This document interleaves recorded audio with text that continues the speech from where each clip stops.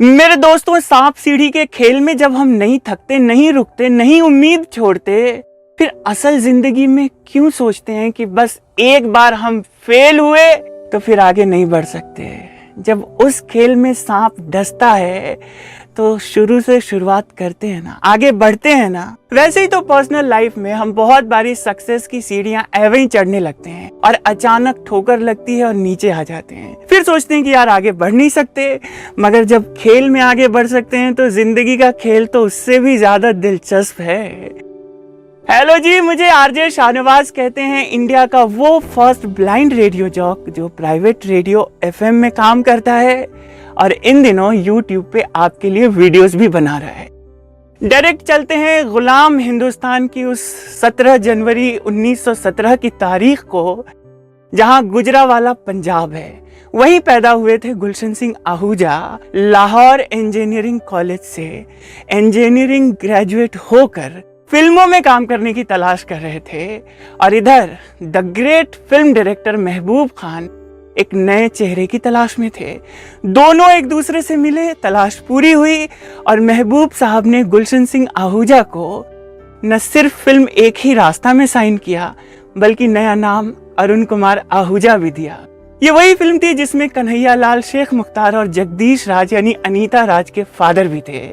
इस फिल्म से रास्ता खुला और ईयर 1942 में अरुण कुमार आहूजा जी को सवेरा फिल्म की शूटिंग के दौरान इस फिल्म की हीरोइन निर्मला देवी जी से प्यार हो गया और दोनों की जिंदगी की नई शुरुआत एक नई सुबह हुई शादी के बाद से।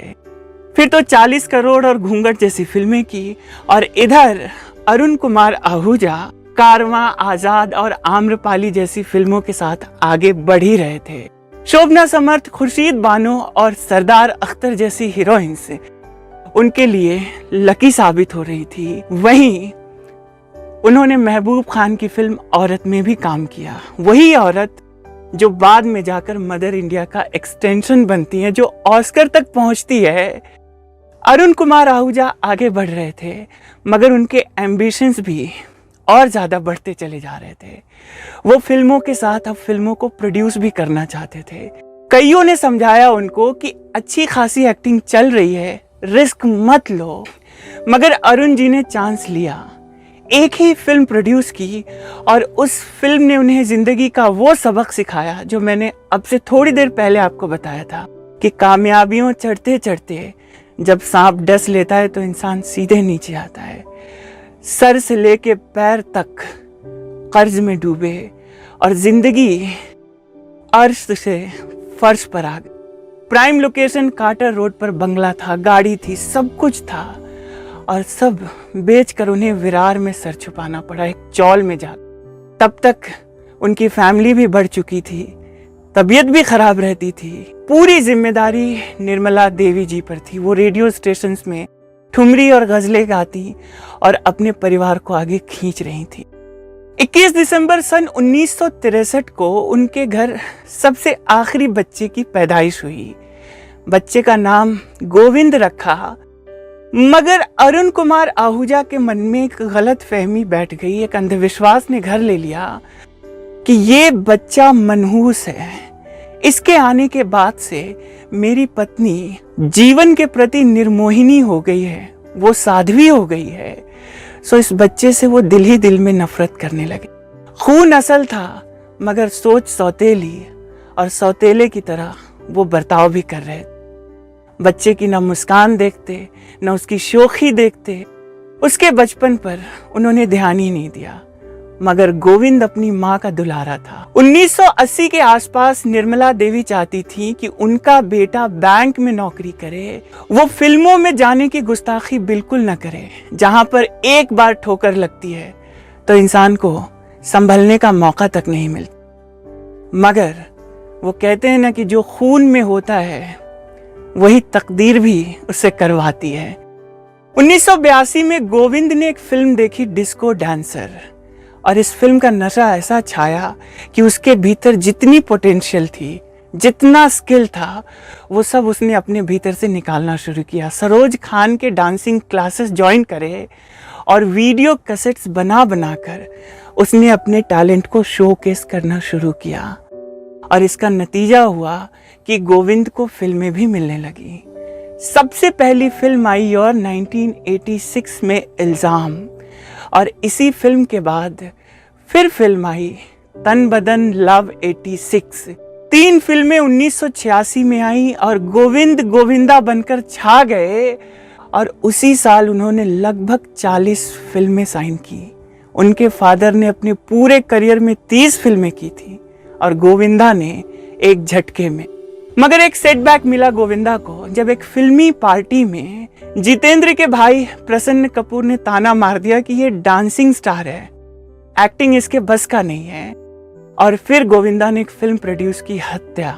अपने भाई को डायरेक्टर बनाया और कीर्ति कुमार ने फिर हत्या के बाद राधा का संगम, आंटी नंबर 1, 2 आंखें 12 हाथ जैसी फिल्में डायरेक्ट करी। गोविंदा अपनी मां को भगवान मानते थे। इल्जाम और लव 86 के बाद नीलम से ऐसी मोहब्बत हुई कि दोनों ख्वाब में भी अलग होने का सोचते तो सहम जाते थे। मगर जब मां ने गोविंदा से कहा कि बेटा मामा आनंद की साली सुनीता से शादी करनी है, तो गोविंदा ने उफ तक नहीं किया, चुपचाप अपनी मां का हुक्म बजा लाए। Naushad the great music director जब अपने बेटे के डायरेक्टोरियल डेब्यू के लिए फिल्म तेरी पायल मेरे गीत के हीरो की तलाश में थे, तब उन्होंने अनिल कपूर, जैकी श्रॉफ, आमिर खान और ऋषि कपूर सबसे बातचीत कर ली थी, नाउम्मीद हो चुके थे। तब उन्होंने निर्मला देवी को फोन किया। पुराना रिश्ता था। निर्मला जी अगले ही रोज अपने बेटे को लेकर पहुंची नौशाद साहब के आशियाना पर, और वहां पहुंचने के बाद न गोविंदा ने कहानी सुनी, न स्क्रिप्ट पढ़ा, न बात की, न फीस की बात की। बस मां ने कह दिया सो बस कह दिया, सर झुकाकर इस फिल्म को साइन कर लिया। फिल्म मीनाक्षी शेषाद्री के इर्द गिर्द घूमती थी, वुमेन सेंट्रिक थी। एक बार का और मजेदार वाकया हुआ कि सुनीता के बर्थडे पर जब गोविंदा होटल ताज में बर्थडे सेलिब्रेट करने गए तो सुनीता ने वहां शैंपेन ऑर्डर कर दी। गोविंदा ने कभी चखी नहीं थी, तो माँ को फोन किया वहीं से, और माँ ने कहा कि जब ऐसी बात है तो पी ही ले बेटा, मैंने भी कभी पी थी। और मोहब्बत में इतना बहकना गलत क्या है। माँ से इतना प्यार करने वाले गोविंदा, निर्मला देवी और 1996 में दुनिया छोड़कर चली। बाप अरुण कुमार आहूजा ने अपने गिरते हुए फिल्मी ग्राफ को भी देखा, अपने बेटे को चमकते हुए भी देखा, और फिर वो 1998 में दुनिया से गए। गोविंदा का सुनहरा दौर शुरू होता है अर्ली 90 से लेकर 2000 तक का, जब वो डेविड धवन के साथ मिलकर ऐसा रंग जमाते हैं कि देखने वाले बस वाह वाह ही करते हैं। Hero number 1, coolie number 1, aunty number 1, कितने ही नंबर 1 वाली फिल्म। इसके अलावा राजा बाबू, बनारसी बाबू, कितने फिल्मों के नाम मैं आपको गिनवाऊं अभी। करिश्मा कपूर, रवीना टंडन के साथ एक जोड़ी कादर खान और शक्ति कपूर के साथ भी जमाते हैं गोविंदा। 2000 के बाद फिल्मों का दौर थोड़ा बदलता है। 2004 में गोविंदा पॉलिटिक्स की तरफ बढ़ते हैं और सीजन्ड पॉलिटिशियन राम नाईक को हराकर पार्लियामेंट तो पहुंचते हैं, मगर वो भी धर्मपाजी की तरह ही साबित होते हैं। दोनों पॉलिटिक्स में फेल हो जाते हैं। 2006 में गोविंदा पार्टनर के साथ अच्छी शुरुआत करते हैं, मगर फिल्में फ्लॉप होती चली जाती हैं। Life partner, happy ending, holiday, Bhagam Bhag और रावण जैसी फिल्में आती हैं, चली जाती हैं, पता नहीं चलता लोगों को। 2017 में गोविंदा ने फिल्म प्रोड्यूस की थी, आ गया हीरो। हीरो आया मगर ऑडियंस नहीं आई। गोविंदा के आगे बढ़ने से उनकी बहनों के बच्चे भी आगे बढ़े। उनकी बड़ी बहन पद्मा आनंद का बेटा भोजपुरी फिल्मों का अच्छा खासा हीरो माना जाता है, वही जो आमदनी अठन्नी खर्चा रुपया में था।